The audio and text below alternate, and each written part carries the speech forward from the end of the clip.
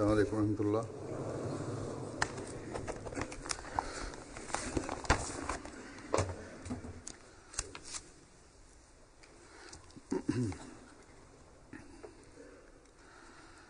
أشهد أن لا إله إلا الله وحده لا شريك له وأشهد أن محمدًا عبده ورسوله أما بعد فأعوذ بالله من الشيطان الرجيم بسم الله الرحمن الرحيم الحمد لله رب العالمين الرحمن الرحيم مالك يوم الدين إياك نعبد وإياك نستعين اهدنا الصراط المستقيم صراط الذين أنعمت عليهم غير المغضوب عليهم ولا الضالين.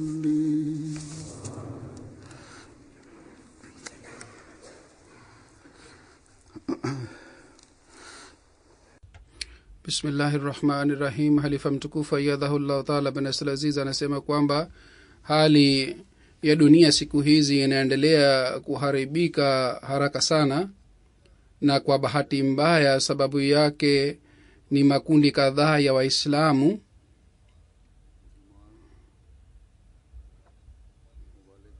viongozi wa nchi za Waislamu pamoja na wafuasi wao.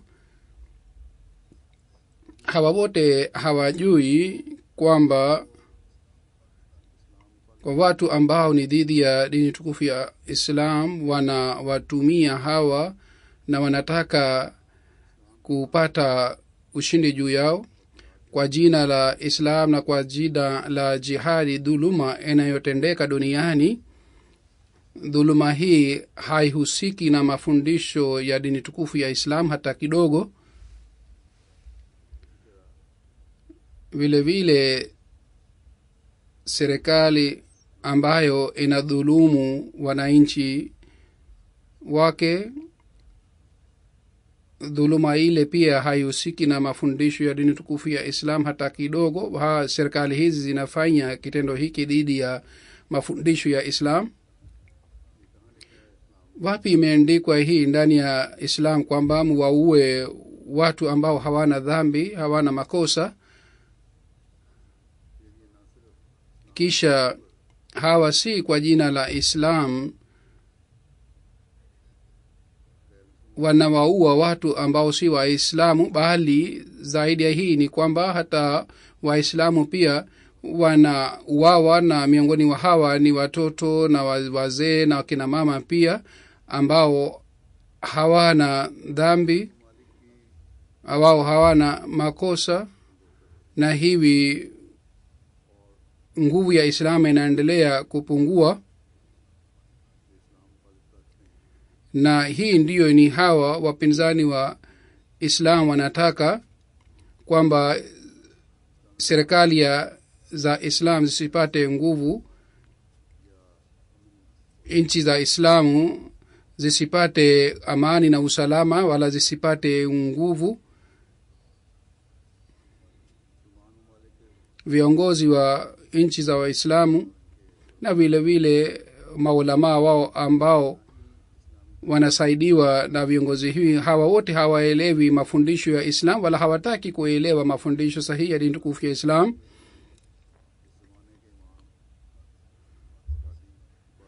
Hawataki kumsikiliza imamu wa zama hizi aliyetumwa na Mwenyezi Mungu. Imamu huyo sawa na ahadi Mungu alimtuma, na sawa na bishara za mtume Muhammad sallallahu alaihi wa alihi wasallam, alimtuma kwa ajili ya kuendeleza mafundisho sahihi ya dini tukufu ya Islam. Na matokeo yake ni nini ambayo tunaona, ambayo nimeeleza sasa hivi, kwamba Islam ambayo ni dini ya kuimarisha amani na usalama duniani, Islam ambayo inaamuru serikali ya Islam kwamba kuimarisha amani na usalama ni jukumu la Waislamu. Lakini kwa bahati mbaya hawa ni Waislamu ambao wanafanya mambo kinyume na amani na usalama. Fitina na ufisadi unayopatikana katika kila nchi, na watu ambao wanataka maslahi yao wanapata faida kutoka hii ni kwa sababu ya hii kwamba serikali badala ya kufikiria kuhusu khairi ya wananchi na kufanya kazi kuhusu khairi ya wananchi, wao wanatanguliza maslahi ya nafsi zao. Waislamu wanawaua wenzao Waislamu. Viongozi hawana sifa ya subra, na uasi uliotendeka katika nchi ya Turkey, bila shaka uasi huu uliofanyika dhidi ya serikali hairuhusiwi katika dini tukufu ya Islam. Lakini katika matokeo ya uasi huu, hatua inayochukua serikali, hatua ile pia ni ya dhuluma sana. Hatua inayochukuliwa na serikali ni kwamba wapinzani wote ambao ni dhidi ya serikali, hata kama hawakushiriki katika uasi ule, serikali inachukua hatua dhidi yao hawa wote. Ingawa wamekwisha ona kwamba reaction yake itapatikana, reaction hii ipatikane haraka au baadaye, lakini lazima inapatikana, na wameshashuhudia hali hii kwamba dhuluma inapoendelea kwa muda mrefu, basi dhidi yake reaction inapatikana. Kisha reaction hii inayopatikana, wale ambao ni dhidi ya Islam wanachukua nafasi na wanawachochea watu, kisha wanaonyesha kwamba wao ni wenye huruma kwa ajili ya wote.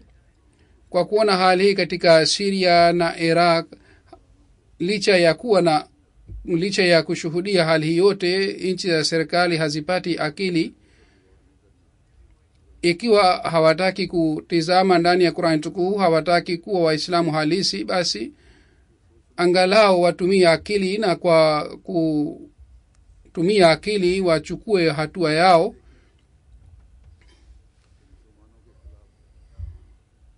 Waone kwamba ikhtilafu ya Waislamu na amani ikiwa haipatikani katika nchi hii, ni nani ambaye anapata faida yake? Lakini kwa bahati mbaya hawaelewi.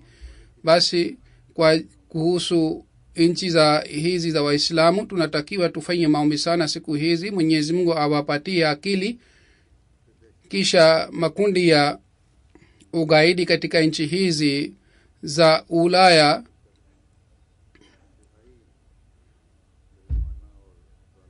kwa kuwaua watu ambao walikuwa hawana makosa, kwa kuwa hivi wamefedhehesha dini tukufu ya Islam. Hii inawezekana kwamba kwa ajili ya kufedhehesha Islam, watu ambao ni dhidi ya dini tukufu ya Islam wachochea hawa watu, kisha wanafanya vitendo hivi kinyume na dini tukufu ya Islam, na kwa kufanya vitendo hivi Islam ifedheheke. Vile vile kwa jina la msaada na kwa jina la kuokoa dunia katika ugaidi, nchi hizi au watu hawa waweze kuanzisha center yao, makao makuu yao katika nchi hizi za Waislamu.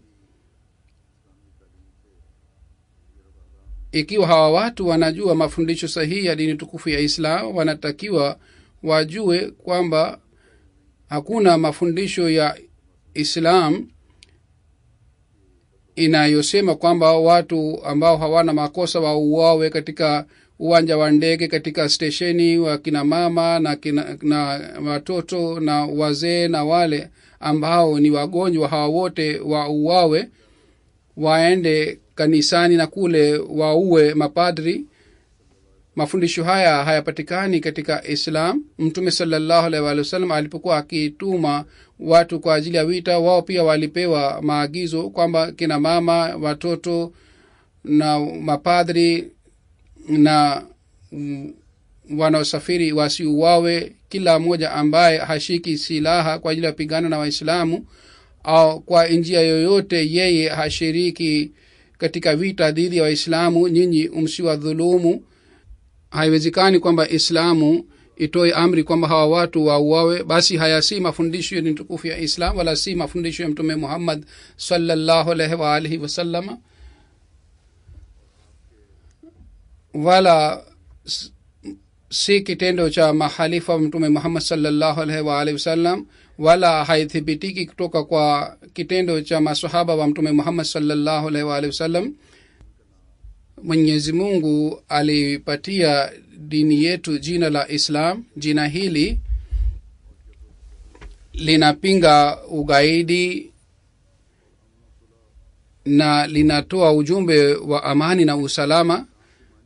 Islam maana yake ni hii kwamba tuishi kwa amani na tuwapatie wengine amani.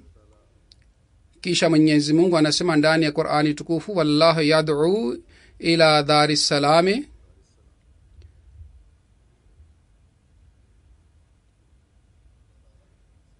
yani Mwenyezi Mungu anawaiteni katika nyumba ya amani na usalama.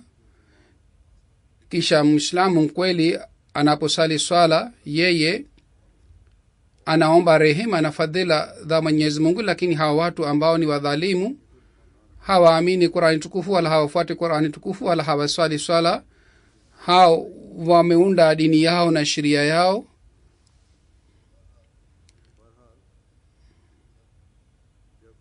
Basi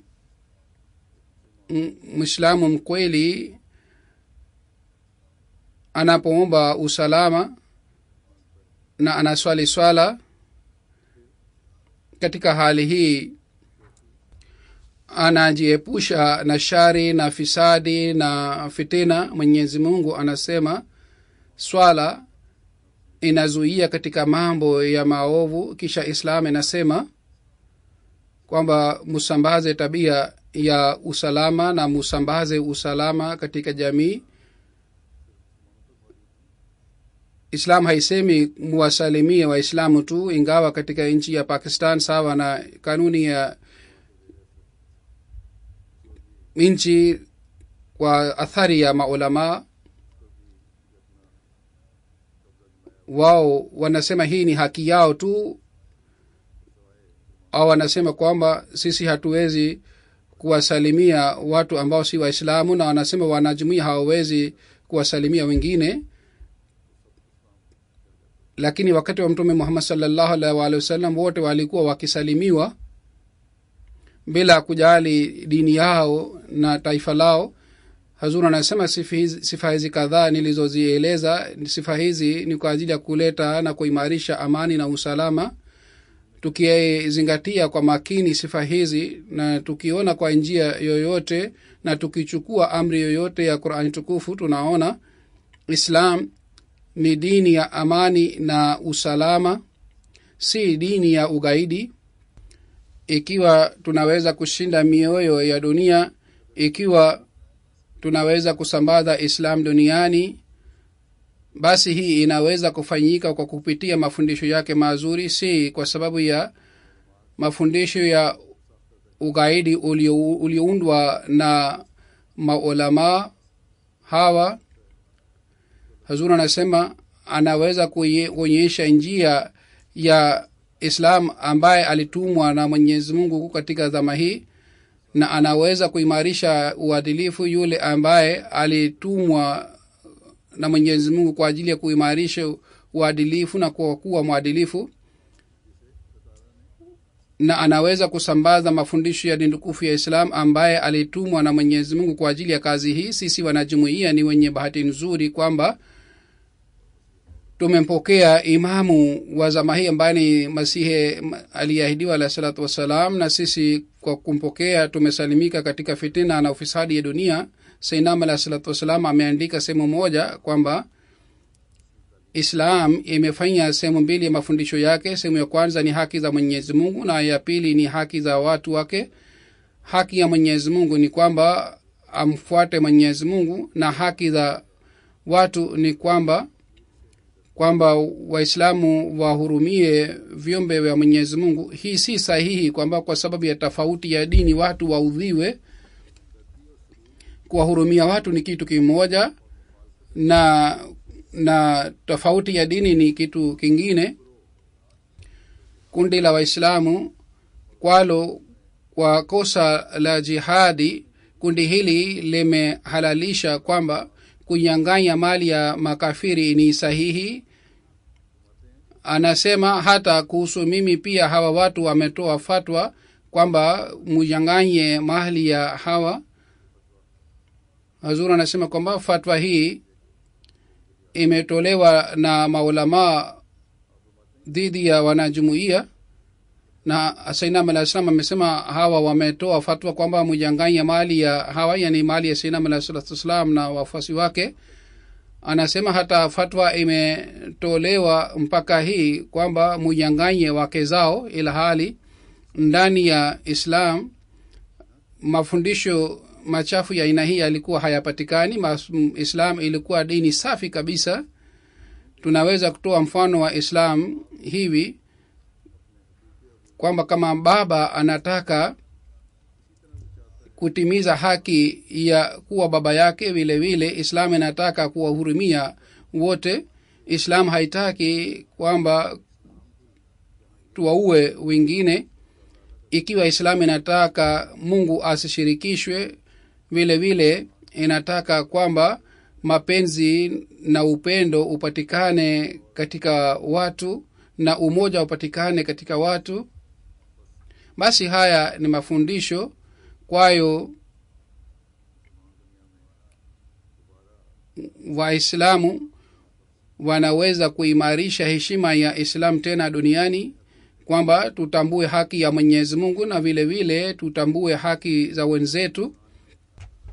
Waweze kuleta mapenzi katika watu bila kujali taifa lake na dini yake. Hawa watu badala ya kutumia dhuluma, badala ya kuwaua watu ambao hawana makosa, wao watumie upanga ambao ni upanga wa amani na usalama. Kwa kutumia upanga huu walete watu katika miguu ya Mtume Muhammad sallallahu alaihi wasallam, badala ya kujilipua au badala ya kudhulumu, badala ya kupata ghadhabu ya Mwenyezi Mungu. Wajitahidi kupata ukaribu naye na kupata mapenzi yake.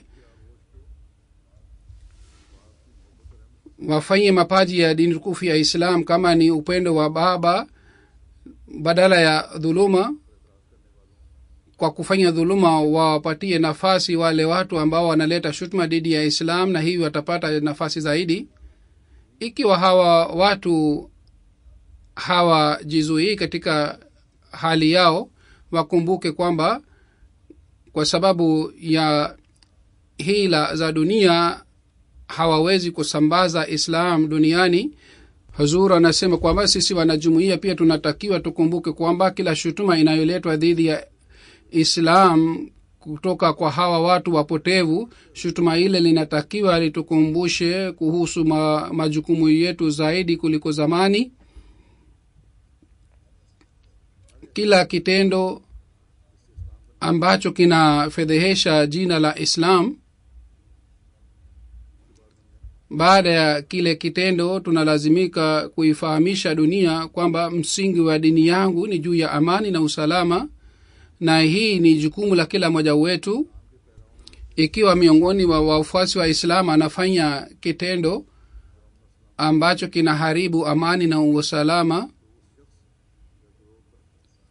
yule mtu au lile kundi lina masilahi ya nafsi yake, kitendo chake haikihusiki na mafundisho ya dini tukufu ya Islam hata kidogo. Mambo haya yote ni yale ambayo hayahusiki na Islam, na wale ambao wanafanya vitendo vya aina hii ni kosa lao. Mambo haya hayahusiki na dini tukufu ya Islam. Hii ni fadhila za Mwenyezi Mungu kwamba Jumuiya Ahmadiyya kwa ajili ya kuimarisha mafundisho ya Islam inafanya juhudi, na sasa kwa fadhila za Mwenyezi Mungu kwa kupitia media athari yake nzuri imeanza kupatikana. Wale wanaandika makala katika magazeti wanaandika kuhusu hii. Katika nchi ya France, padri ambaye aliuawa kwa dhuluma, kuhusu kitendo hiki mwandishi mmoja aliandika makala hapa kwamba kitendo hiki kinatukumbusha kwamba vita ya dini imeshaanza duniani, lakini mwenyewe huyu mwandishi anaandika kwamba hii si kweli.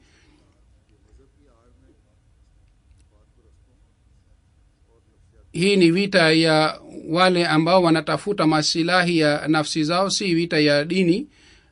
Papa pia ametoa mawazo mazuri,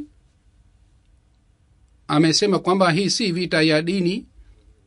Vita hii ambayo ni vita ya mataifa si vita ya dini, bali ni vita ya masilahi. Hii ni vita ya wale watu ambao wanatafuta masilahi ya nafsi zao, kwa sababu hakuna dini yoyote inayotoa mafundisho ya dhuluma. Hazur anasema kwamba mpaka leo hawa ambao si Waislamu wenyewe wanawajibu wenzao, lakini dhuluma itakapoendelea kuzidi katika hali hii, reaction pia itapatikana. Kwa hiyo majukumu yetu yamezidi zaidi, kwamba sisi tufundishe ujumbe wa amani ya Islam duniani kote. Hazur anasema upande moja hii ni hali, lakini wapo wengine ambao wamekwisha pata ujumbe wetu, lakini wanajaribu kuleta maana tofauti ya ujumbe wetu. Mtu mmoja aliniandikia, labda huyu mtu aliritadi kutoka Islam, huyu bana kwa kuhusu mimi alituma ujumbe na alibandisha picha yangu pia. Yeye alisema kwamba Islam ni dini ya amani, na Mtume sallallahu alaihi wa sallam alipinga dhuluma, lakini anaandika mbele huyu bana kwa njia ya dhihaka. Aliandika kwamba amri hii si kuhusu kina mama, si kuhusu wale ambao wameacha Islam, si kuhusu wale ambao wanaritadi, na kuhusu kitu fulani hakuna, au kuhusu kitu fulani amri hii haipo. Kwa hiyo wapo wa aina hii ambao wanapoona kwamba jumuiya inapoeleza mafundisho ya amani ya Islam na watu wameanza kuathirika, kwa hiyo wanafanya juhudi ili watu wasiathirike.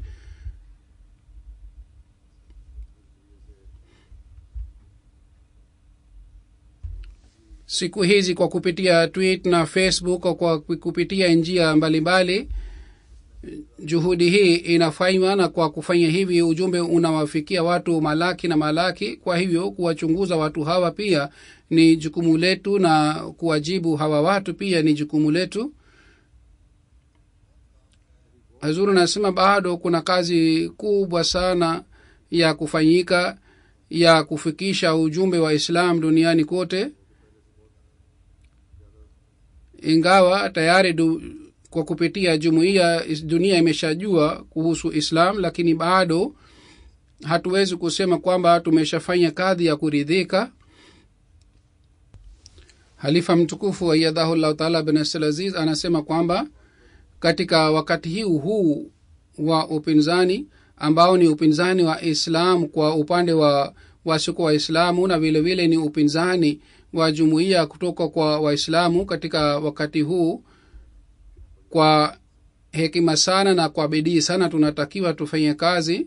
Hakuna shaka ndani yake kwamba Islam ni dini ambayo itaenea duniani inshallah, wala hakuna shaka ndani yake hii pia kwamba Islam itahuishwa kwa kupitia jumuiya Ahmadiyya inshallah taala.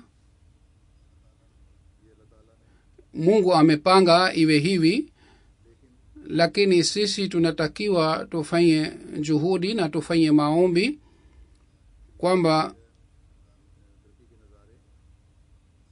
maendeleo haya tuweze kushuhudia katika maisha yetu. Udhaifu wetu na makosa yetu isije ipeleke mbali mafundisho na maendeleo haya. Basi kwa ajili ya kusitiri aibu zetu na kwa kupata fadhila za Mwenyezi Mungu tunalazimika kufanya juhudi na kuomba sana. Kama nilivyosema kwamba dhidi yetu ni wale ambao ni dhidi ya Waislamu, na vile vile dhidi yetu ni wale Waislamu pia ambao wanafuata maulama wa kijina.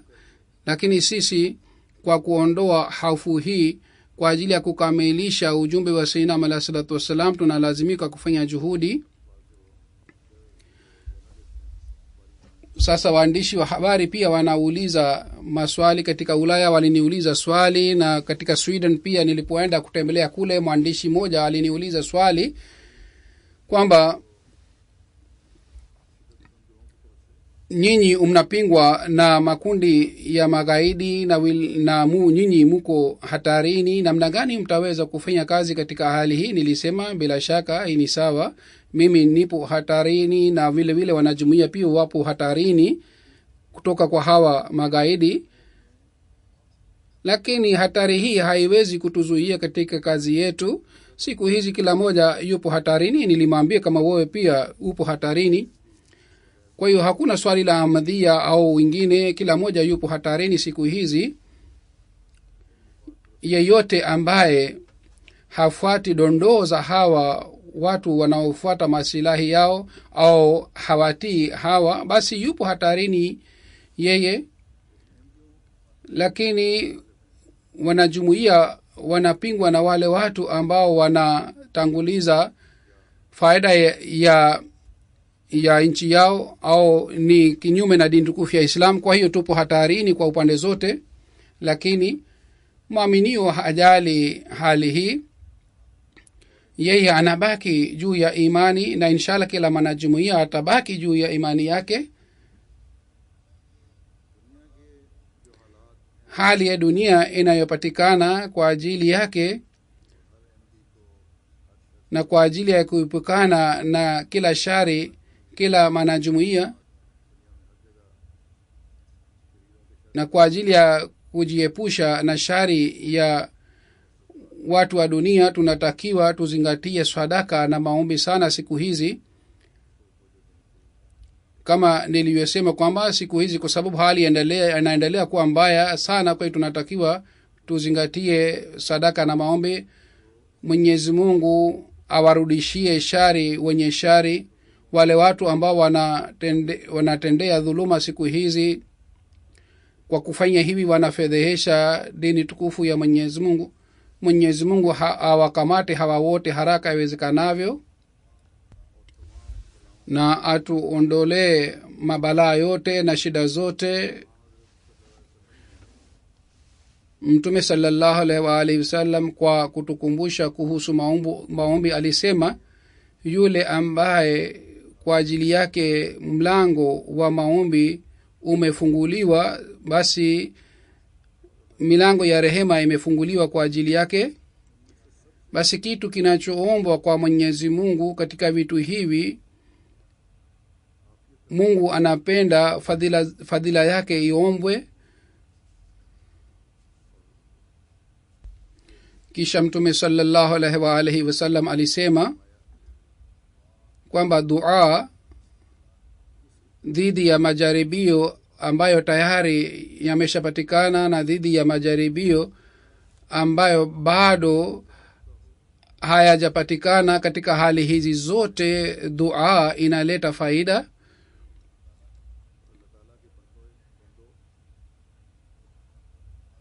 basi watumishi wa Mwenyezi Mungu, ni lazima juu yenu kwamba mufanye maombi. Kisha safari nyingine Mtume sallallahu alaihi wasallam alisema kwamba mbele ya Mwenyezi Mungu hakuna kitu chenye heshima zaidi kuliko maombi. Kisha Mtume sallallahu alaihi wasallam kuhusu sadaka alisema kwamba kwa ajili ya kuepukana na jahanamu na moto mutoe sadaka. Bali Mtume sallallahu alaihi wasallam alisema kwamba kutoa sadaka juu ya kila Muislamu ni lazima. Maswahaba walipomuuliza Mtume sallallahu alaihi wasallam kwamba yule ambaye hana kitu chochote kwa ajili ya sadaka hii afanye nini, Mtume sallallahu alaihi wasallam alisema yeye analazimika kufuata mafundisho sahihi ya dini tukufu ya Islam. Yeye atoe amri za kufanya wema na ajiepushe na maovu, basi hii ni sadaka upande wake.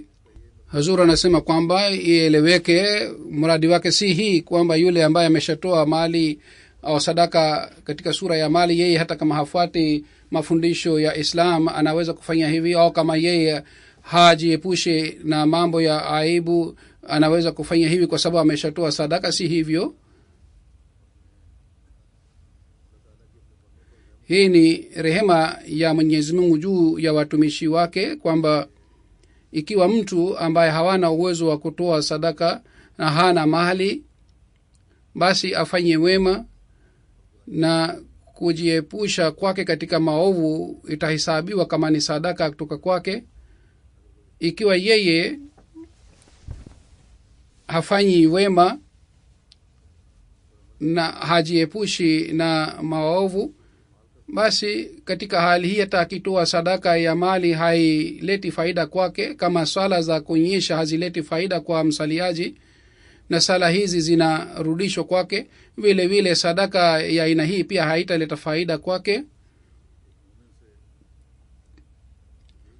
Mwaminio anategemewa wakati anapotoa sadaka, anapofanya maombi.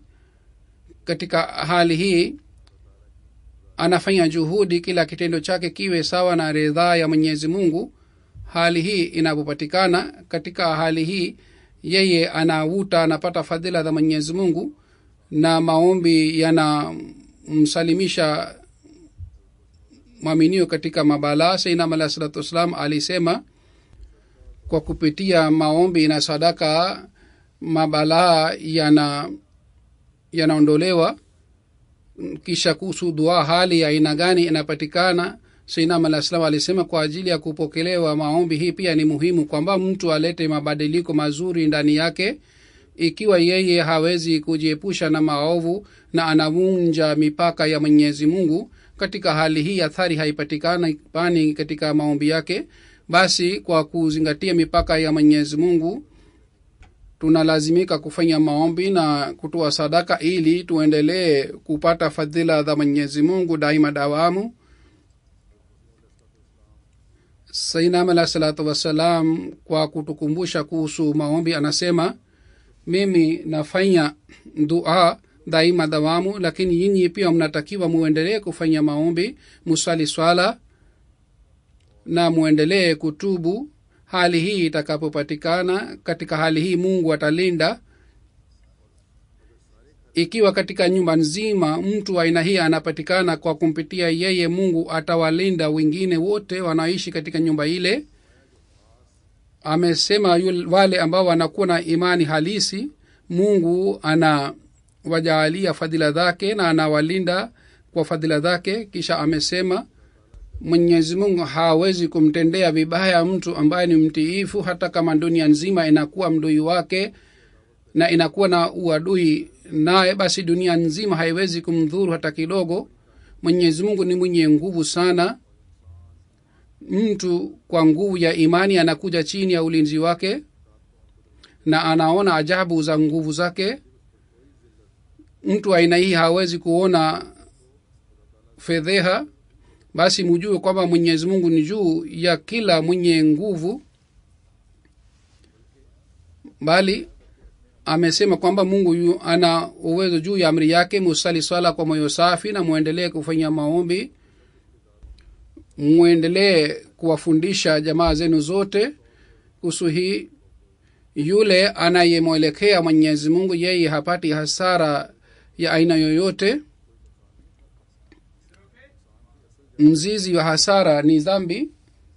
Basi Hazur anasema tunatakiwa tumwelekee Mwenyezi Mungu kwa moyo safi na tuombe msaada kutoka kwake ili Mungu atuondolee mabalaa ya kila aina na tupate ushindi juu ya maadui.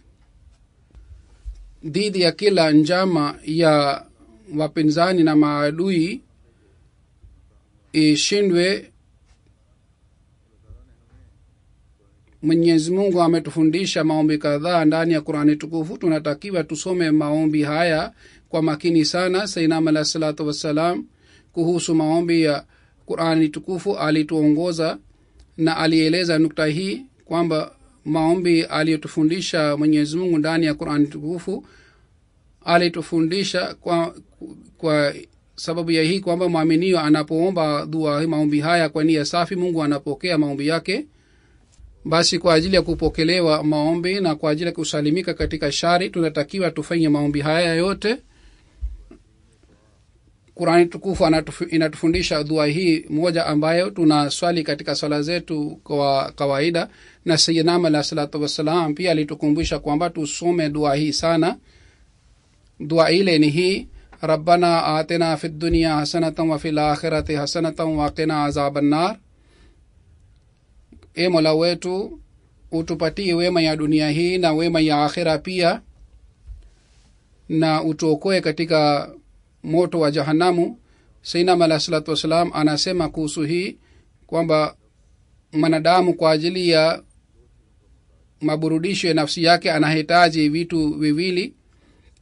Kitu cha pili ni kwamba maafa na mabalaa yanayopatikana duniani yeye asalimike katika mabalaa haya yote. Ya pili ni kwamba maradhi ya kiroho ambayo yanampeleka mbali na Mwenyezi Mungu aepukane na maradhi haya. Hasana ya dunia ni hii, amesema hasana ya dunia ni hii kwamba upande wa kimwili na kiroho mwanadamu asalimike katika kila uchafu na kila balaa.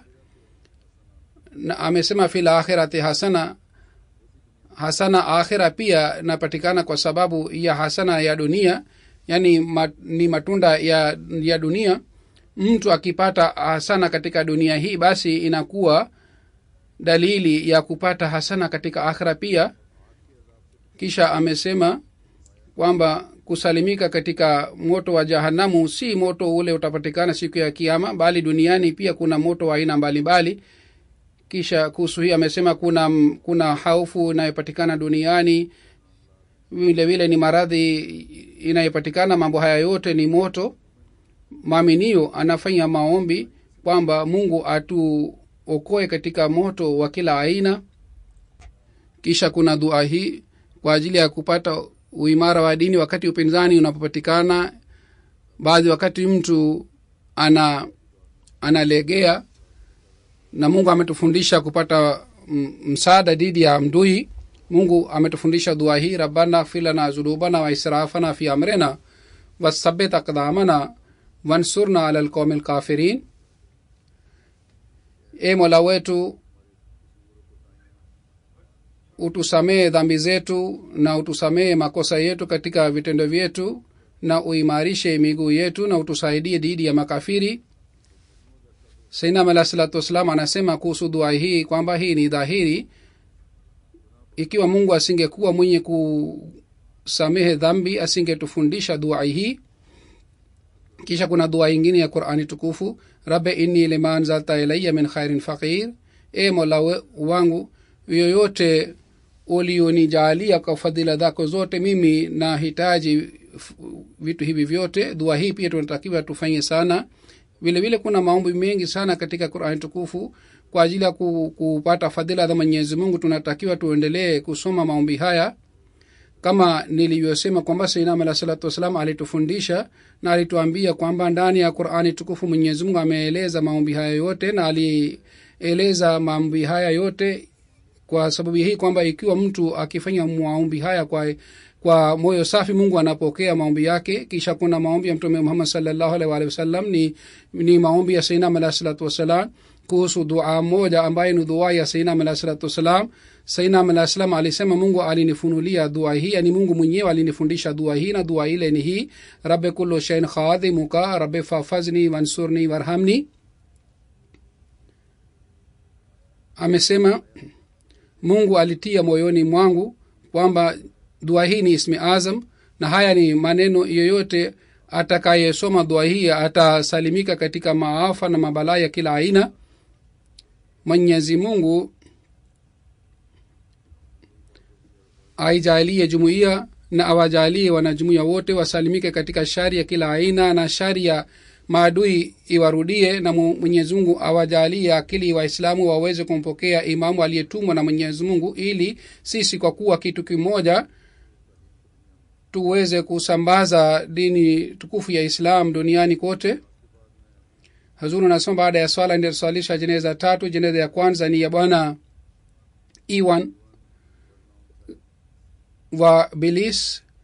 Alikuwa mwenyeji wa Belize. Hivi karibuni katika umri wa miaka 49 alifariki. Inna lillahi wa inna ilaihi rajiun.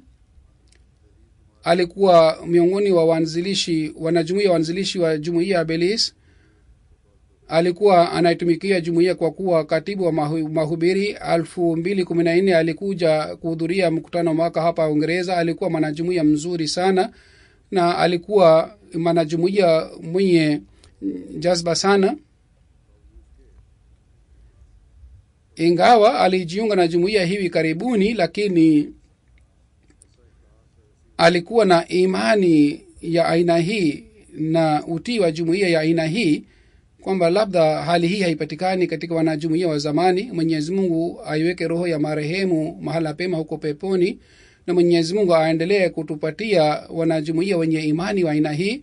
Jeneza ya pili ni ya bwana Nazir Sayyeden, aliyekuwa msimamizi wa Nasser Fire Rescue Services. Alikuwa mtoto wa Sayyeden sahib. Tarehe 20 ya Julai 2016 katika umri ya miaka 55 alifariki katika Islamabad. Inna lillahi wa inna ilaihi rajiun. Clot ya damu ilipatikana katika mshipa wa moyo, kwa sababu ya hii alifariki. Bibi yake 1905 kutoka Kuhat alimwandikia barua Sayyidina alayhi salatu wasalam na alifanya bayat, lakini wana familia wengine walikuwa hawakujiunga na jumuiya. Marehemu katika mwaka 1982 baada ya kufanya utafiti alijiunga na jumuiya kutoka Karachi. Alifanya BSc, baadaye aliishi kule Karachi. 1989 kutoka Karachi alihamia Islamabad. Katika Majlis Khudam al-Ahmadiyya mpaka ngazi ya wilaya alitoa huduma zake katika idara mbalimbali. Aliwahi muhtamil wa wilaya, na katika idara ya khidmat khalq pia alitoa huduma zake. Aliweka camps za matibabu. 1999 kutoka Islamabad alihamia Rabwa. Kisha 2000 alitoa wakfu maisha yake.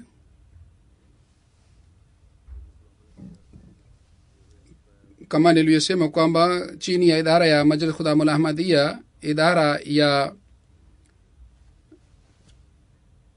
Nasser Fire and Rescue Service inayofanya kazi, alikuwa mwenyekiti wake. Vile vile alikuwa in charge wa sports complex. Alikuwa mahiri wa judo karate.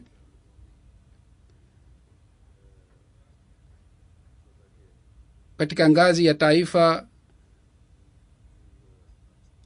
alikuwa mahiri wa martial arts,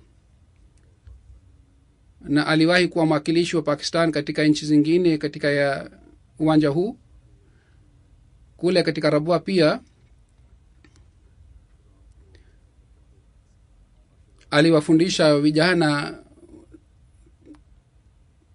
martial arts.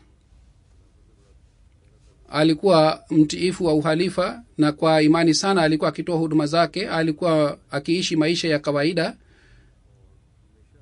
na alikuwa na sifa hii kwamba alikuwa akifanya tabasamu kila wakati, hata kama yeye mwenyewe ana shida katika maisha yake, lakini alikuwa akifanya tabasamu. Mwenyezi Mungu amtendee huko peponi pia hivi kwamba iwe furaha kwa ajili yake.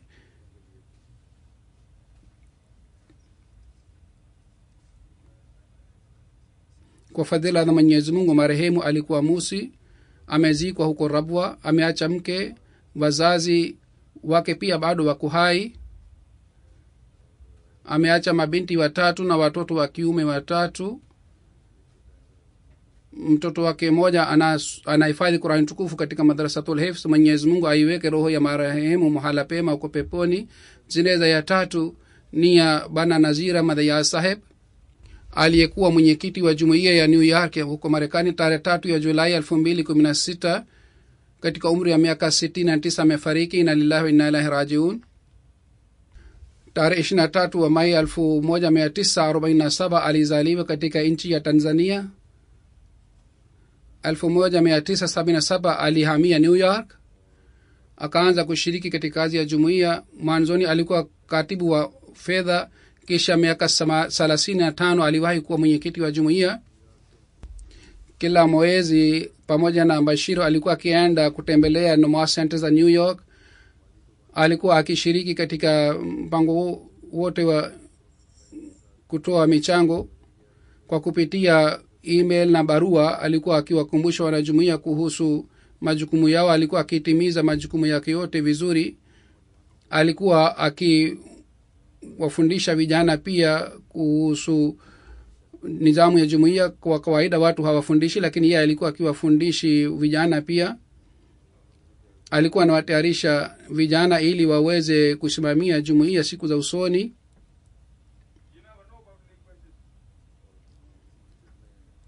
Kule mahali alikoishi kwa ajili ya kuwaleta vijana msikitini, alifanya mpango maalum ili vijana hawa waendelee kuimarika katika imani na wasipotee. Alianzisha klasi ya taalimu kwa ajili ya kina mama na kina baba kila wiki, inaitwa kwa jina la Tahir Academy kule. Alikuwa director wa Humanity First. Mwezi huu alifanya kazi kubwa sana katika chini ya Humanity First. Alikuwa akifanya kila kazi ingawa alikuwa mwenyekiti wa jumuiya. Ikiwa kuna haja ya kusafisha center ya swala, alikuwa akisafisha mwenyewe, na mwenyewe alikuwa akitupa takataka nje. Alikuwa akisali swala bila kukosa. Alikuwa Musi, na kule amezikwa katika kaburi la Musian. Ameacha mke na binti moja, Asma Ayaz. Mwenyezi Mungu amghofirie marehemu na apandishe madaraja yake. Halifa wa 4 pia safari moja alimwambia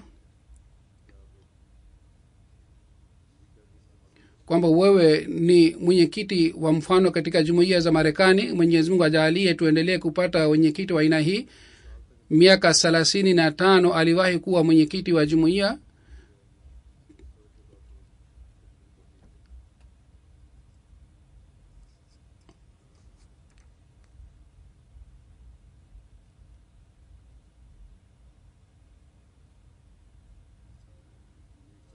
Amir Saheb wa Marekani na naib Amir Saheb wa Marekani ameandika, alikuwa akitoa huduma zake kwa unyenyekevu sana. Katika mambo ya usimamizi alikuwa akishiriki kushinda wengine, na alikuwa akifanya kazi kama ni mfanya kazi. Yeye alikuwa haonyeshi kwamba yeye ni officer. Mwenyezi Mungu apandishe madaraja ya hawa wote marehemu na awaghofirie na warehemu. Na kama nilivyosema, baada ya swala nitasalisha jeneza ya ghaibu ya hawa wote.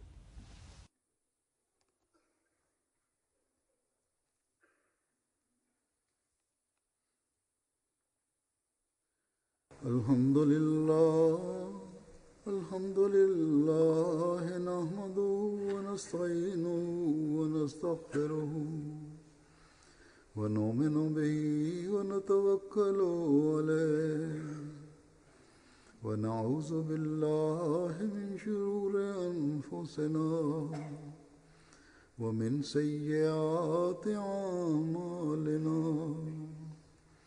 من يهده الله فلا مضل له ومن يضلل فلا هادي له ونشهد أن لا إله إلا الله ونشهد أن محمدا عبده ورسوله عباد الله رحمكم الله إن الله يأمر بالعدل والإحسان وإيتاء ذي القربى وينهى عن الفحشاء والمنكر والبغي يعظكم لعلكم تذكرون اذكروا الله يذكركم وادعوه يستجب لكم ولذكر الله